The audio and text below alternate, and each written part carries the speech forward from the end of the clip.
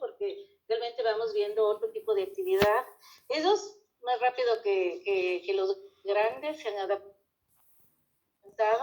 y están respondiendo bastante bien. Incluso en los pequeñitos, por ejemplo, que sí es más complejo el tema porque muchos de ellos necesitan asistencia, imagínense los niños de 3, 4 años, ¿no? Pero aún así hemos logrado también que sí se vaya viendo cierto avance. También nos tocó replantearnos los objetivos porque no podemos medir, no podíamos esperar cumplir los objetivos en las mismas condiciones de clases presenciales. Pero ahí también es interesante el proceso que ya como áreas de trabajo se reúnen y dicen, bueno, no, lo que necesito, lo más importante son estos objetivos de acá. Entonces vamos trabajando hacia esos objetivos, por ejemplo. Muy bien. Vamos con Fernando. Sí, agradeciéndole también a la rectora por este espacio que nos da para poder realizar nuestras preguntas. Me pareció muy interesante esto de la innovación, de la experimentación del Colegio de Crel. Entiendo que está ubicado en el norte de Quito, en el sector bastante urbano. Mi pregunta va sobre el tema de los proyectos educativos con la comunidad. Me parece que es muy importante porque permite a docentes, alumnos y a los mismos autoridades conocer un poco la realidad en la que viven y de la que forman parte. Entonces, me gustaría saber qué proyecto educativo de vinculación con la comunidad lleva adelante la institución y cómo se evalúa el impacto que tiene este proyecto en la comunidad. Bueno, proyectos tenemos algunos. Tenemos algunos proyectos que se trabajan de manera interinstitucional. También el momento en el que formamos parte de los colegios con bachillerato internacional, hay muchos eventos en los que se logra una acción un poquito más grande y estamos conectados con más colegios, ¿no? Y ha habido proyectos lindos, por ejemplo, el año pasado hicimos uno en Galápagos, que fue justo ir a limpiar un poco las playas, ir a conocer qué es lo que pasaba en Galápagos, a más allá del turismo, y ver el impacto que tenía también sobre el ambiente, el comportamiento en el continente. Entonces fue interesante, ¿no? Entonces hay proyectos, por ejemplo, que son así como más grandes, participan menos alumnos, pero a veces pueden tener una visión más amplia. Tenemos otro tipo de proyectos en que los chicos, por ejemplo, están trabajando directamente en su comunidad inmediata, que es el colegio.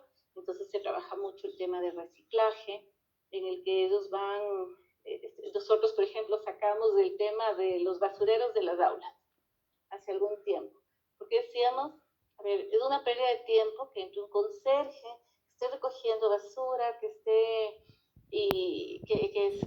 perdiendo ese tiempo, ¿no? Cuando los chicos más bien tienen que cuidar esa basura, cuidar de producir menos basura. Son cosas chiquitas, pero son cambios que hemos logrado crear conciencia en los chicos, ¿no?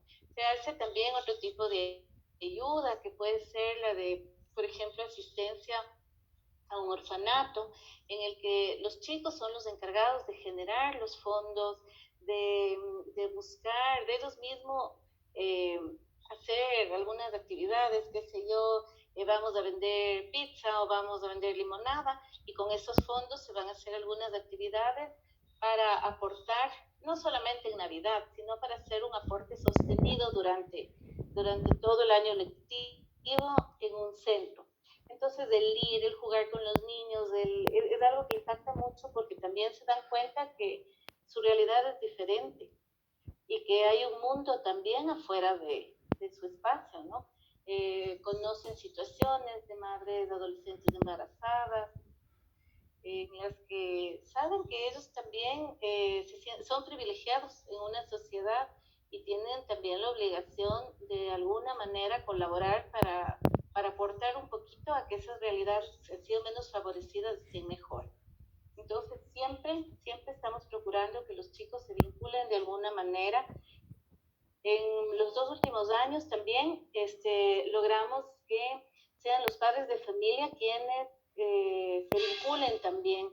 Entonces, Entonces creamos, por ejemplo, dentro de las comisiones de los padres de familia, así como hay la comisión de Navidad y la de Día del Maestro, o la de qué sé yo, deportes, también se creó una comisión que sea de apoyo comunitario. Y es bien interesante porque más bien ahí se han unido como grupos y han buscado también qué más hacemos y han logrado hacer este vínculo, ya no solamente mandando a los chicos, sí, es diferente, ¿no? Mandar una funda de víveres, por ejemplo. Pero eso es como algo muy alejado. En cambio, el rato que se involucraron los papás, ya el tema era, ok, tenemos esta reunión, tenemos este grupo, vamos a apoyar a estos niños, y van papá, mamá, los niños, los hermanitos y todo, y ya pasaban haciendo una actividad diferente en la que se sienten muchísimo más cercanos, ¿no? Porque eso es básico realmente, el tener ese contacto. Muchas gracias, me pareció súper interesante lo de los basureros fuera de las aulas. Es chiquito, pero es un cambio. Sí. Muchas gracias. Hola, estimada rectora, buenas tardes. Mi nombre es Janina Greenberg. ¿Qué tal? Hola. Quería primeramente sumarme a los agradecimientos de mis compañeros por su apertura y colaboración para la realización de esta entrevista y orientar un poquito la entrevista para la gestión administrativa, ¿no? Que es más bien lo que tenemos que indagar y averiguar un poquito, y consultarle en relación a la Ley Orgánica de Educación Intercultural. Nuestro profesor nos pidió que hagamos algunas preguntas respecto a las atribuciones del rector, ¿no es cierto? Entonces quería consultarle que una de las atribuciones del rector es, la número 1, cumplir y hacer cumplir con los principios, fines y objetivos del Sistema Nacional de Educación, las normas y políticas educativas, los derechos y obligaciones de sus actores. Y en relación a este artículo, quería consultarle qué dificultades ha encontrado usted en su experiencia para cumplir con las normativas y políticas educativas del Sistema Nacional de Educación, y en relación a esta misma pregunta, ¿cuáles serían, en su opinión, las fortalezas y debilidades del currículo nacional vigente y de los programas que utilizan en su institución? A ver, en cuanto a, realmente no hay una dificultad en cuanto a lo que es el cumplimiento y el velar porque se cumplan los derechos de las personas, ¿no? De los estudiantes, porque esa es nuestra primera obligación. O sea, yo creo que en realidad como educadores, como los médicos, la primera norma es no hacer daño, y es velar también por los estudiantes, que son la razón de ser de toda institución. Entonces, en cuanto a eso, yo creería que no hay ahí mayor dificultad. En cuanto más bien a veces al tema de procedimientos o algo, yo creo que hay una falencia en la ley, a mí me parece esto, ¿no? Y es que a veces uno no cuenta con el apoyo de los padres y no pasa nada tampoco. Entonces hay países en los que, por ejemplo, no hay si un padre no asiste a una reunión de los chicos o no tenemos presencia de los padres cuando hay llamados de parte del colegio, entonces pasa algo, interviene el ministerio, interviene algún departamento, ¿no?, de bienestar social o algo. Eso realmente se da muy poco, se da poquísimo, no hay una responsabilidad en eso. Los padres o sea, son responsables, pero también está mucho en ellos el que a veces asisten, a veces no asisten a las reuniones, y cuando nosotros no contamos con apoyo de los padres, poco podemos hacer. Y es curioso, ¿no? Cuando uno hace una reunión de padres de familia, por ejemplo, asisten aquellos padres que no tienen problemas sus hijos. Y justo los que necesitamos que estén, a veces no pueden ir, no asisten y no tenemos esa comunicación que es la que es tan necesaria. Y que también se va viendo, a medida que los chicos crecen, los padres están menos presentes. Y a medida que crecen es cuando más se les necesita realmente. Entonces, eso le veo yo como la mayor dificultad. Tal vez otra dificultad que pueda uno tener en este tema, sí es que a veces uno tiene que hacer muchos trámites burocráticos, cumplir con ciertos formatos que a veces le cambian y todo, pero yo también tengo que decir que ahora hay bastante más apertura en el tema ministerial. Una época estábamos detenidos en el tema de innovaciones, por ejemplo, para hacer proyectos, y ahora ya hay esta apertura, ya hay la posibilidad de que uno genere su propio proyecto. No somos tan libres realmente en el tema de cronogramas, en el tema de pensum. No es posible, siempre tenemos que estar de alguna manera alineados con el ministerio, pero también hay estos proyectos de innovación que permiten cierta flexibilidad. Entonces, eso sobre todo, ¿no? Creo que como deficiencias en el currículum, a veces está justo esto, ¿no? Los límites de que se tienen que dar tantas horas, que se tiene que dar de esta manera. Eso limita bastante el trabajo o la propuesta que uno pueda tener. Pero con las últimas reformas también, cuando ya se habla de esta parte de los estándares, ya te permite, ¿no? O sea, ahora ya se puede trabajar entre segundo, tercero y cuarto de básica, estos contenidos o estas destrezas, entre quinto, sexto y séptimo estas de acá. Entonces permite un poquito más de movilidad, porque antes era en tercero de básica de esto y de esto. En cambio ahora ya se puede jugar un poquito con esto. Hay que tener mucha habilidad, en realidad, como profesores, sobre todo, primero un buen equipo. Los equipos, ¿no? Las áreas de trabajo son bien importantes, porque si es que nosotros trabajamos con área, por ejemplo, no sé, el área de ciencias, el área de lengua, pero están involucrados los profesores desde tercero de bachillerato hasta los más pequeñitos. También sí se puede ir priorizando contenidos, diciendo con la experiencia también que se va ganando todos los años, nos dice esto funciona bien este año, esto no aquí, o en el último año yo puedo abarcar estos temas de acá y van a funcionar mejor. Entonces, el trabajar en equipo, no de manera aislada, permite seleccionar mejor los contenidos y hacer una mejor propuesta educativa. Sí, el único limitante en realidad es que no podemos todavía hacer como propuestas muy, muy grandes, muy ampliadas.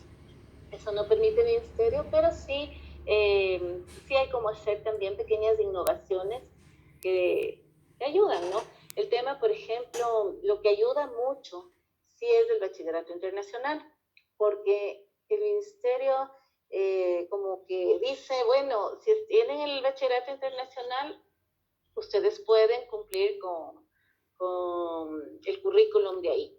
Entonces, nosotros, por ejemplo, en el colegio trabajamos con el bachillerato internacional en lo que es bachillerato, en lo que es diploma, pero hay colegios que trabajan con el bachillerato internacional en lo que es PEP, que es la escuela, y el PAI, que son los años intermedios, que es lo que vendría a ser desde séptimo de básica hasta primero de bachillerato. Y ahí hay más flexibilidad. El ministerio no pone ninguna objeción cuando hay una certificación internacional.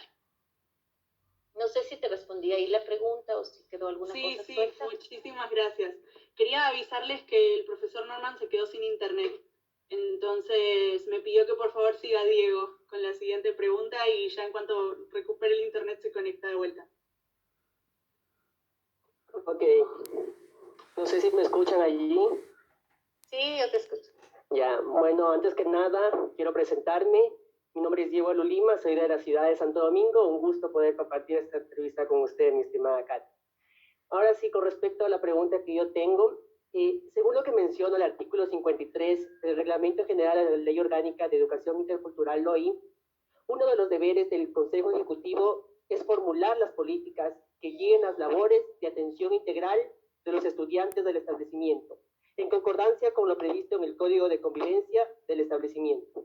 Las acciones de atención integral de los estudiantes se implementarán por medio del Departamento de Consejería Estudiantil. Mi pregunta es la siguiente. ¿Cómo se formula y cuál es la estructura para realizar las políticas que guiarán integralmente a los estudiantes? Ya, el Consejo Ejecutivo, que está conformado siempre también por un representante de los profesores, ¿sí? Aparte de los directivos y todo, está siempre preocupado de ver cómo vamos implementando acciones y políticas que garanticen la estabilidad de los estudiantes, ¿no? Entonces, normalmente lo que se hace, se recoge información, porque esto hay dos formas de hacerlo, ¿no? Hay la forma que es solo para dejarle como un documento sin importancia y que sea un documento frío. Eso a nosotros no nos interesa. Nos interesa que todos estos documentos, que todas estas posibilidades realmente sean prácticas, que realmente sirvan. Entonces, ¿qué es lo que se hace? Se saca información de cuál es una necesidad, se hace un diagnóstico y a veces esto se hace a través de reuniones informales con los estudiantes, de reuniones formales, de encuestas aplicadas también a padres y sobre todo, bueno, cada año en el colegio hacemos cada año, al finalizar el año se hace una autoevaluación institucional, no la grandota que pide el ministerio, pero sí una autoevaluación nuestra, donde sí podemos sacar información de las necesidades y de ciertas cosas que necesitamos mejorar. Entonces, ahí la actuación, por ejemplo, del DESE es bien importante, ¿no? El Departamento de Bienestar Estudiantil, de Consejería, lo que hacen es intervenir y llevar a la práctica todas estas planificaciones que nosotros tenemos. Pero la manera más importante es sacar información que sea real, que no sean solamente estadísticas que uno arma para tener un documento, sino que realmente sea información real y que uno pueda utilizarla en beneficio de los chicos, ¿no? De los estudiantes. No sé si faltó ahí algo, Diego, o está respondida la pregunta.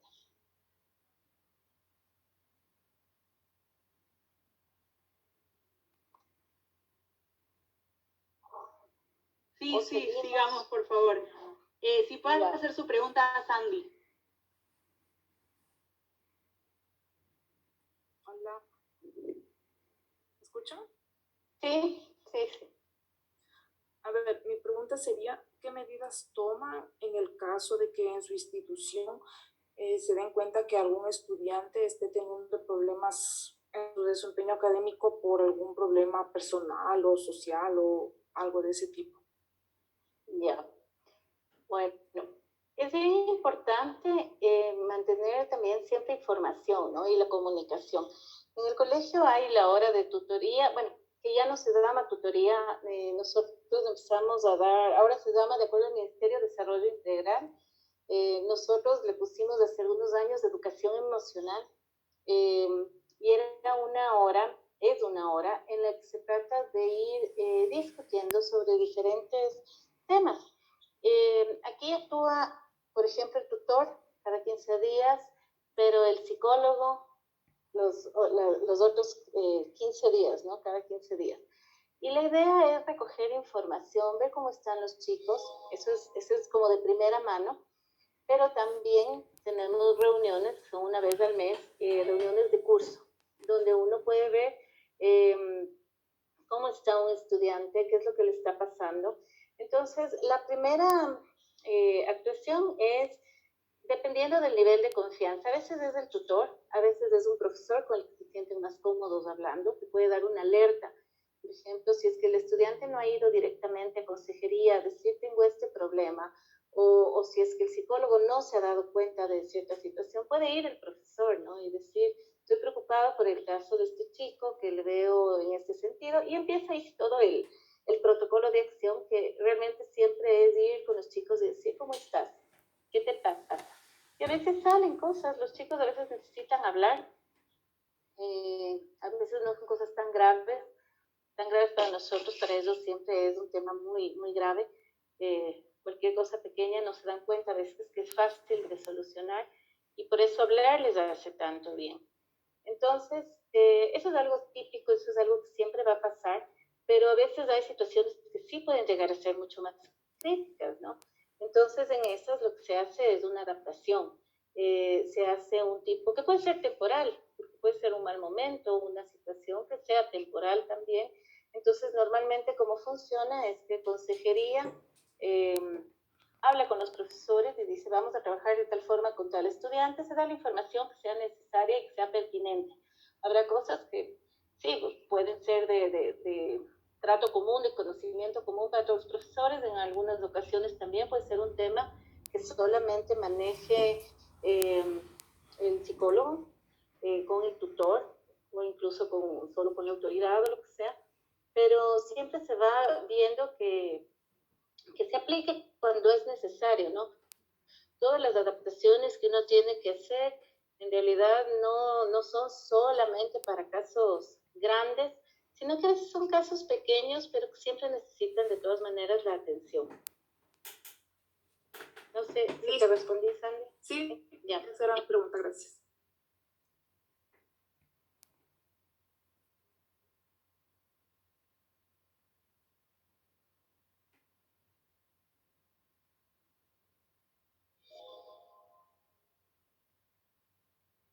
Creo que ahí ya pudo entrar el profesor Norman, me dice que está con el celular, no sé si tiene sonido. Por favor, si puede seguir Hartinson con su pregunta, y muchas gracias, Katy, por su ayuda de vuelta.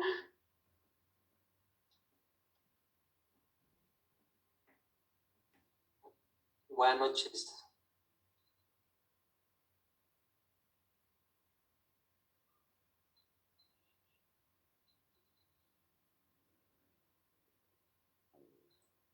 Sí, Hartinson. Sí, me escucha. Ya, perdón. No escuché. Ya, listo. Sí me escucha, ¿verdad? Ahorita sí. Sí, ahora sí. Sí, mi pregunta es muy general y tal vez nos la pueda responder con un ejemplo. Bueno, dependerá de usted. El Consejo Ejecutivo, ¿cómo concilia un tema si en algo no está de acuerdo con la ley? ¿O acaso el Consejo Ejecutivo está conforme con todo lo que la ley manifiesta y enseña? Esa es mi pregunta. A ver, a veces el Consejo Ejecutivo puede no estar de acuerdo, podemos no estar de acuerdo con algún tema de que esté puesto en la ley, pero tenemos que acatar. O sea, siempre también es una obligación cumplir con la ley. Entonces, eso es prioritario, ¿no? Y uno siempre tiene que ver, primerito, el cumplimiento de la ley. El cumplimiento de la ley, y se puede ir viendo algún tema de cómo llegamos a cumplir eso, ¿no? Se puede ver alguna cuestión, pero realmente no es un tema que sea ni siquiera algo cuestionado. La ley siempre, o sea, siempre nosotros también lo que hacemos es cumplir con la ley. Eso es lo primero que nos toca, lo primero que la obligación que tenemos, es nuestra responsabilidad. Entonces, aunque podamos no estar de acuerdo en ocasiones, tenemos que ajustarnos también a lo que diga la ley.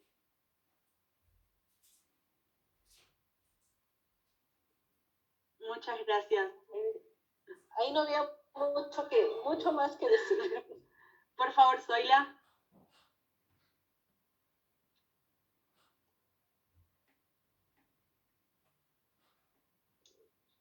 Buenas noches, estimada rectora, compañeros. Mi pregunta es sobre las comisiones de trabajo que tiene cada institución educativa. Esas comisiones se organizan según las necesidades de cada institución. Entonces, ¿qué acciones concretas nos podría decir que desarrollan esas comisiones y qué comisiones tiene su institución educativa? Ya. Las comisiones, bueno, son las que dictaminan la ley, y siempre se va organizando con las personas que puedan aportar hacia esa comisión, ¿no? Por ejemplo, tenemos la comisión, la técnico-pedagógica. ¿Quién mejor que los jefes de área para estar a cargo, ¿no? Porque son ellos quienes más conocen a su área, conocen los estándares completos desde inicial hasta tercero de bachillerato, y van también a cuidar de que se cumpla con mucho cuidado lo de cada área, cada acción, ¿no? Entonces, por ejemplo, ahí nosotros ponemos a los jefes de área aparte de del encargado académico de la sección, ¿ya? Tenemos también la de comportamiento, por ejemplo, entonces están a cargo las coordinaciones. Nosotros en el colegio no tenemos la figura del inspector, aunque legalmente así lo manda. Como que el presidente de los coordinadores es es la persona que actúa como inspector frente al ministerio, pero dentro del colegio nos gusta mucho esa palabra, entonces la hemos puesto el coordinador. Son coordinadores operativos. Entonces, por ejemplo, son las personas que están a cargo de todo lo que es el comportamiento. Está también una comisión que se encarga de velar por el código, porque se cumple el código de convivencia, ¿no? Entonces, ¿quién mejor que los tutores, que son quienes imparten la clase de educación emocional, acompañados de consejería? Entonces, también en esa comisión están tutores, está también personal del DESE, está también en esta comisión de comportamiento, por ejemplo, está los coordinadores, está también personal del DESE y está una autoridad que resuelven a veces temas que alguna falta disciplinaria que sea más grave o algo así, ¿no? Ahora también se manejan mucho los círculos restaurativos, entonces eso se ha dejado ya como cosas menos graves, manejan internamente los tutores, ¿no? Tenemos estas comisiones también, las de seguridad y riesgos, entonces uno sabe qué personas son las que mejor pueden actuar ahí. Lo que hemos tratado es que en todas estas comisiones siempre haya gente de todas las secciones, que participe la educación inicial, que participe la gente de escuela básica, de bachillerato, que haya gente administrativa y gente docente, ¿no? ¿Qué pasa, por ejemplo, en estas brigadas de seguridad, cuando estamos haciendo nosotros los simulacros? No podemos poner en ciertas funciones a los docentes, porque los docentes van a estar a cargo de un grupo. Entonces, nos han servido muy bien ahí las personas que están en cargos administrativos, que son libres de salir de su oficina en un determinado momento y estar en ciertos puntos, ¿no? En ciertos puntos de acción. Y además, siempre tenemos otra comisión que es muy importante también, y que no es obligatoria, pero nosotros la tenemos, que siempre es la Comisión de Asuntos Sociales, porque es importante que en un colegio la gente pueda llevarse bien, que no sea solamente un lugar de trabajo en el que uno va y no está conectado con nadie más, sino que sientan que pasamos tanto tiempo en el colegio que es importante que se sienta la gente a gusto, que se conozca entre la gente de administrativos y docentes, entre la gente de servicio, entre la gente de diferentes secciones, porque finalmente si es que hay un nacimiento, un cumpleaños o lo que sea, uno tiene que sentirse bien. Partimos nosotros tanto para el tema personal o para el tema con estudiantes, la parte emocional es básica. El aprendizaje se va a dar cuando uno se sienta bien. Y también yo voy a trabajar mejor si yo me siento bien en mi lugar de trabajo. Entonces, también es algo que se va haciendo, ¿no? Entonces, como les decía, las comisiones se mantienen las mismas que dicta la LOI.